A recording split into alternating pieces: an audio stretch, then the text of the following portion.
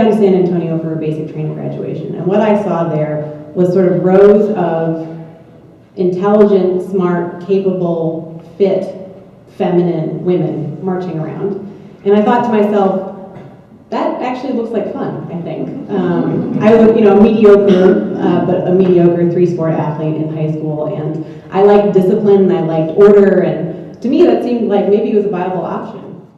I was supposed to swear in on September 10th, 2001, and they ended up rescheduling my appointment. They said, can you come back on Thursday? And I said, no problem. I live just down the road. So I went home, and the next morning was September 11th. And I woke up that morning, and it was like everything changed in an instant for so many people. And in many people it changed much more terrible ways than I could even imagine. And I think in those moments I had the fleeting thoughts that I didn't have to swear in, I didn't have to finish the deal. But in my heart I knew that when my grandfather heard about Pearl Harbor, the first thing he did was run down the street to the nearest Marine Corps recruiting unit and swear in. And I knew that that was not an honorable thing to do, to back away at the first sign of trouble. So I swore in on September 13th, and nothing really changed, really for 3 years.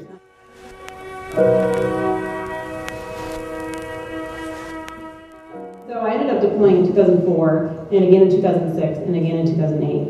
And I did very short deployments, and my deployments, relatively speaking, were fairly safe, and they were not that traumatic, they were not that dangerous. We did a lot of work while I was deployed. We saw a lot of incoming mortars and that sort of thing. It was a very distant sort of game of cat and mouse. It wasn't I wasn't outside the wire doing foot patrols.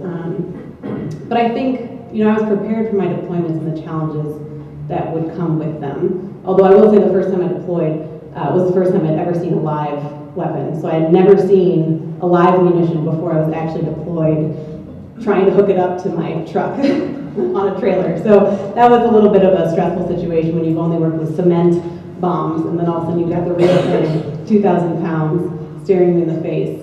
It becomes a very different level of attention to detail.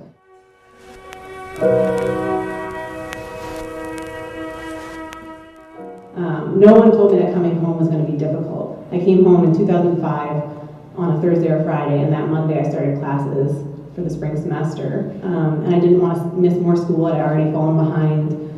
And so I showed up for class on that Monday and really just tried to make it really tight turnaround to fit back in. And little by little, the things kind of caught up, all the rushing to try to get back to normal life.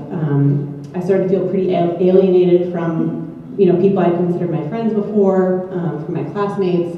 And then I was also kind of struggling with my benefits because now I was technically a veteran, whereas before I wasn't. So I had all these benefits I was trying to figure out.